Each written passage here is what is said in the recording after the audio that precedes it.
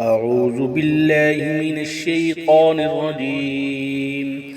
بسم الله الرحمن الرحيم. يا أيها الناس اتقوا ربكم الذي خلقكم من نفس واحدة وخلق منها زوجها وبث منهما رجالا كثيرا ونساء، واتقوا الله الذي تساءلون به والأرحام إن الله كان عليكم رقيبا. فآتوا اليتامى أموالهم ولا تتبدلوا الخبيث بالطيب ولا تأكلوا أموالهم إلى أموالكم إنه كان حوبا كبيرا. وإن خفتم ألا تقسطوا في اليتامى فانكحوا ما طاب لكم من النساء مثنى وثلاث ورباع، فإن خفتم ألا تعدلوا فواحدة أو ما ملكت أيمانكم ذلك أدنى ألا تعولوا. وآتوا النساء صدقاتهن نحلة، فإن طبن لكم عن شيء منه نفسا فكلوه هنيئا مريئا. ولا تؤتوها السفهاء أموالكم التي جعل الله لكم قياما وارزقوهم فيها واكسوهم وقولوا لهم قولا معروفا. وابتلوا اليتامى حتى إذا بلغوا النكاح، فإن آنستم منهم رشدا فادفعوا إليهم أموالهم ولا تأكلوها إسرافا وبدارا أن يكبروا. ومن كان غنيا فليستعفف ومن كان فقيرا فليأكل بالمعروف. فإذا دفعتم إليهم أموالهم فأشهدوا عليهم وكفى بالله حسيبا. للرجال نصيب مما ترك الوالدان والأقربون، وللنساء نصيب مما ترك الوالدان والأقربون مما قل منه أو كثر نصيبا مفروضا. وإذا حضر القسمة أولي القربى واليتامى والمساكين فارزقوهم منه وقولوا لهم قولا معروفا. وليخشى الذين لو تركوا من خلفهم ذرية ضعافا خافوا عليهم فليتقوا الله وليقولوا قولا سديدا. إن الذين يأكلون أموال اليتامى ظلما إنما يأكلون في بطونهم نارا وسيصلون سعيرا.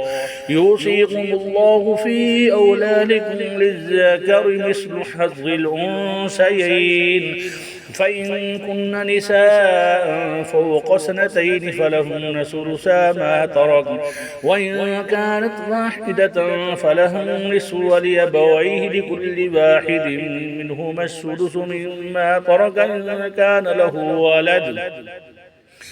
فإن لم يكن له ولد وورثه أبواه فلأمه الثلث، فإن كان له إخوة فلأمه السدس من بعد وصية يوصي بها أو دين. آباؤكم وأبناؤكم لا تدرون أيهم أقرب لكم نفعا فريضة من الله إن الله كان عليما حكيما.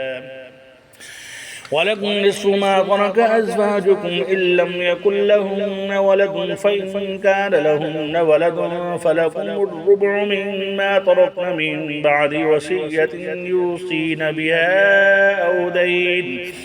ولهن الربع مما تركتم إن لم يكن لكم ولد، فإن كان لكم ولد فلهن الثمن مما تركتم من بعد وصية توصون بها أو دين.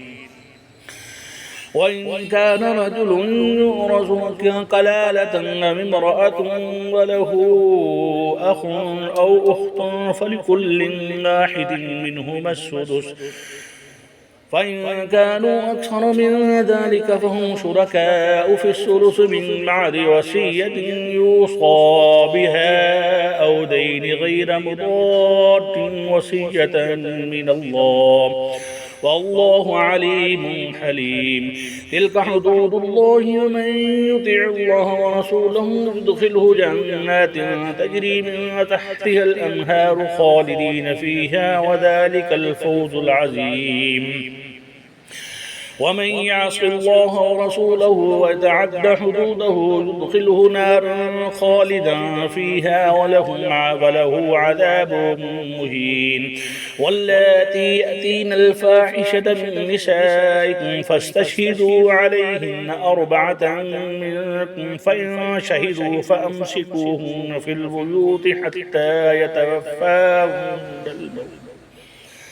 حتى يتوفاهن الموت يجعل الله لهن سبيلا. واللذان يأتيانها منكم فآذوهما، فإن تابا وأصلحا فأعرضوا عنهما إن الله كان توابا رحيما. إنما التوبة على الله للذين يعملون السوء بجهالة ثم يتوبون من قريب فأولئك يتوب الله عليهم وكان الله عليما حكيما. وليست التوبة للذين يعملون السيئات حتى إذا حضر أحدهم الموت قال إني تبت الآن، ولا الذين يموتون وهم كفار أولئك أعتدنا لهم عذابا أليما.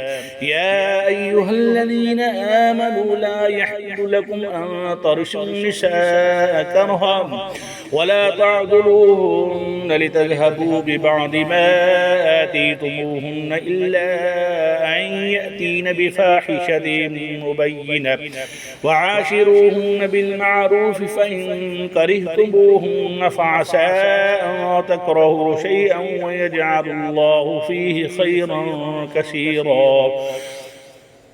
وإن أردتم استبدال زوج مكان زوج وآتيتم إحداهن قنطارا فلا تأخذوا منه شيئا أتأخذونه بهتانا وإثما مبينا. وكيف تأخذونه وقد أفضى بعضكم إلى بعض وأخذن منكم ميثاقا غليظا. ولا تنكحوا ما نكح آباؤكم من النساء إلا ما قد سلف إنه كان فاحشة ومقتا وساء سبيلا.